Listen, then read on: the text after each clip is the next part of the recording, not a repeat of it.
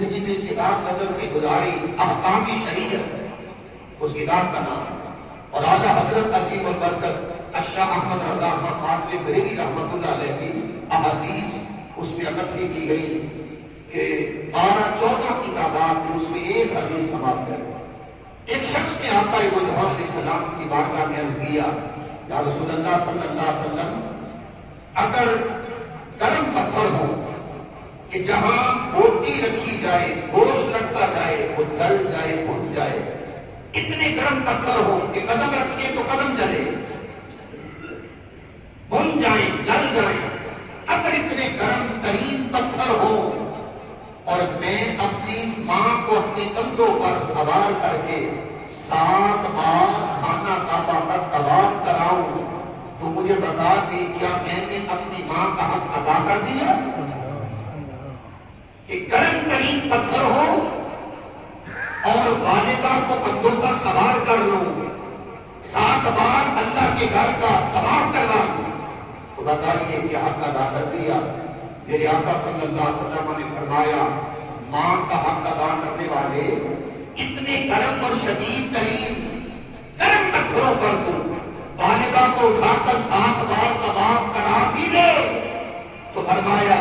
شاید ولادت کے لمحوں میں وہ لمحے کہ جب ماں تجھے جھٹکے لگا لگا کر دنیا میں تولد دے رہی تھی، ظہور میں لا رہی تھی، اس دنیا میں لا رہی تھی، شاید ان جھٹکوں میں ایک جھٹکے کا حق ادا ہو۔ اور میں ماں کے حق کی بات کرنے والے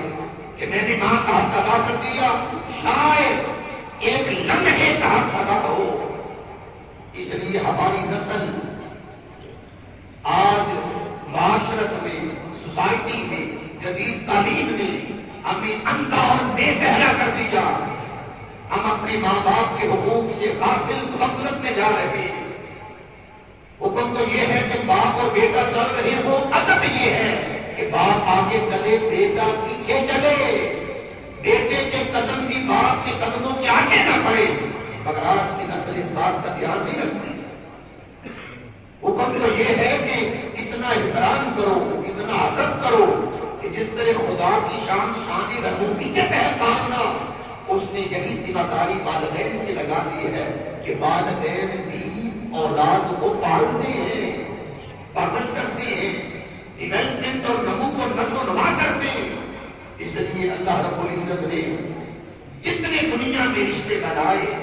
جتنے حقوق کی 300 اقسام ہو، اللہ کے حق کے بعد سب سے زیادہ جس کے حق پر زور دیا گیا ہے وہ ہے ماں باپ کا حق۔ اور مجھے کہنے دو، تاجدار کائنات نبی اکرم صلی اللہ علیہ وآلہ وسلم نے فرمایا میں نماز پڑھ رہا ہوتا، نماز میں ہوتا، مصروف ثنا ہوتا، مصروف عبادت ہوتا، کاش میری ماں سیدہ آمینہ سلام اللہ علیہا مجھے حاجت نماز میں آواز دیتی تو میں نماز چھوڑ کر اپنی ماں کی خدمت میں آ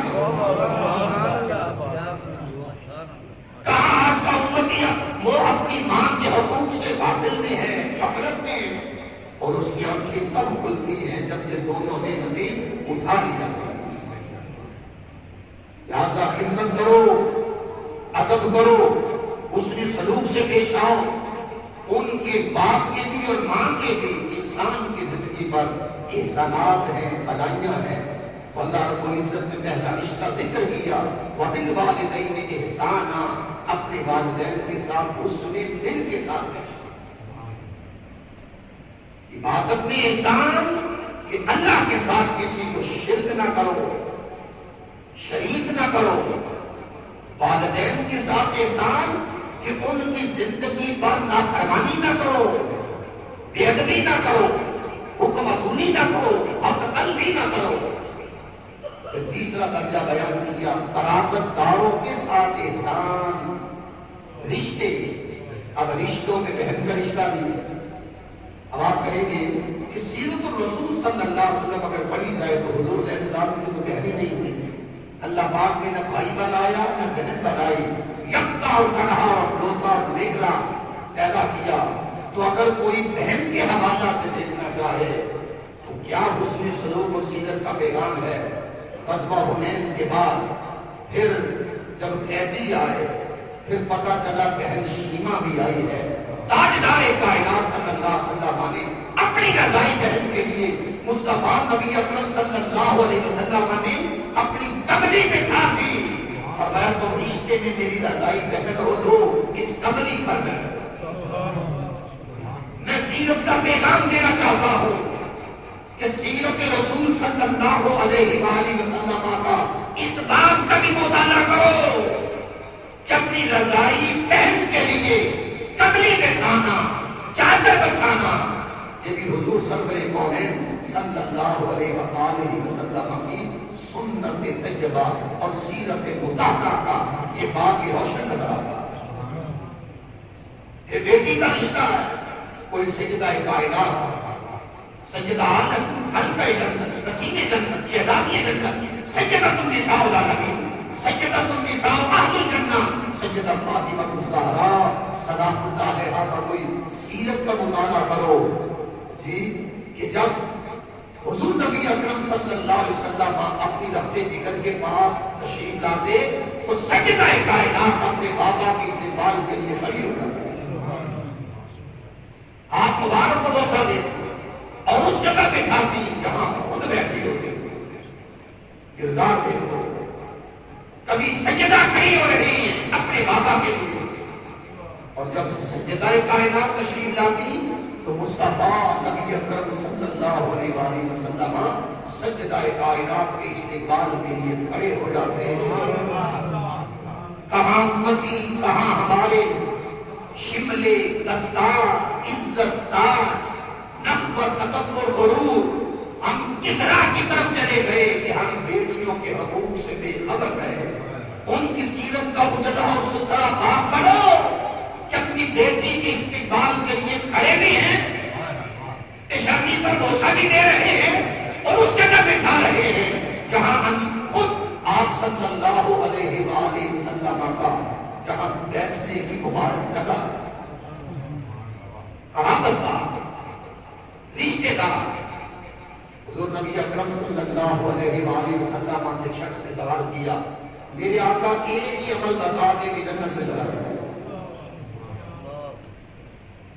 یاد رکھیے ایک عمل بتا دے، اور میں اچھا ایک بتا دوں جی آقا میں زیادہ عمل نہیں کر سکتا، ایک بتا دے جنت میں چلا جاؤں۔ حضور نبی اکرم صلی اللہ علیہ وآلہ وسلم نے فرمایا اپنے رشتہ داروں کے ساتھ صلہ رحمی کیا کرو۔ اس جملے کو ذرا دہرائیں تاکہ گرد ہٹے آنکھوں سے، ذہن سے گرد ہٹے کہ ہم کہاں جا رہے ہیں، نہ ہمیں موت کی خبر، نہ حیات کی خبر، نہ رشتوں کی خبر، نہ رشتہ داری کی خبر، نہ خونی رشتوں کی خبر، نہ دادا، بابا، چچا، ماموں، مختلف رشتے کو اللہ نے بنائے ہیں، خونی رشتے ان کی خبر نہیں۔ حالانکہ خدا نے جب مخلوق کو پیدا کیا جس دن سے، اس دن سے 7 رشتوں کو پیدا کر دیا، اور اللہ رب العزت نے فرمایا سن لو، جو اے رشتوں جو کوئی تجھ سے جڑے گا اس سے میں جڑوں گا، اور جو کوئی تجھ سے کٹے گا اس سے خدا کٹے گا۔ اس دن سے اللہ نے خونی رشتوں کو پیدا کر دیا۔ اس نے عرض کیا ایک عمل بتا دے کہ جنت میں چلا جاؤں، فرمایا اپنے رشتہ داروں کے ساتھ اس میں سلوک کیا کرو،